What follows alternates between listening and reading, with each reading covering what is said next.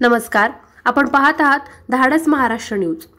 महाराष्ट्र राज्य लिपिक संघटनेच्या वतीने 27 तारखेपासून काम बंद आंदोलन करण्यात येत आहे। कृषी आस्थापना संचालक हे कृषी विभागातील महत्त्वाचे पद असून या पदावर तांत्रिक अधिकाऱ्याला नियुक्ती देण्यात आली आहे। मात्र हे पद आस्थापना विभागातून भरले गेले पाहिजे अशी मागणी संघटनेच्या वतीने करण्यात आली आहे।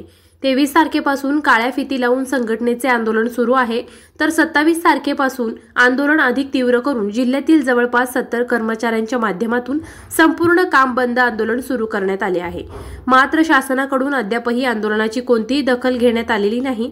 त्यामुळे महाराष्ट्र राज्य लिपिक संघटनेच्या वतीने आज जळगाव जिल्हाधिकारी आणि जिल्हा कृषी अधीक्षक जळगाव यांना निवेदन देण्यात आले असून आमची मागणी तात्काळ पूर्ण करावी अशी मागणी करण्यात आली आहे। आज आपण धन्यवाद। आमची अशी मागणी आहे की महाराष्ट्र राज्य लिपिक संघटनेचं जे आमचा कृषी आस्थापना संचालक जे पद आहे ते तांत्रिक अधिकाऱ्याला दिलं गेलेलं आहे, ते पद आमच्या संवर्गातूनच भरण्यात यावं असा आमचा लढा हा सनदशीर मार्गाने 23 तारखेपासून आम्ही काड्या फिती लावून 23 ते 26 तारखेपर्यंत काड्या फिती लावून आम्ही मार्गक्रम केलं।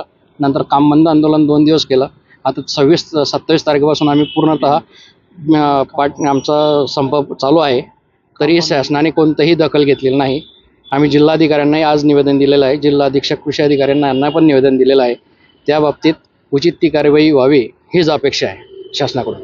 आयुक्तालयामध्ये पुणे येथे आमचे जे कृषी सहसंचालकचे जे पद आहे त्या आस्थापना विभागातून भरायला पाहिजे, क्लेरिकल विभागातून भरायला पाहिजे, तर ते पद तांत्रिक विभागातून भरून आमच्या सर्व आस्थापना लिपिक वर्गीय कर्मचाऱ्यांवरती खूपच मोठा अन्याय होत आहे।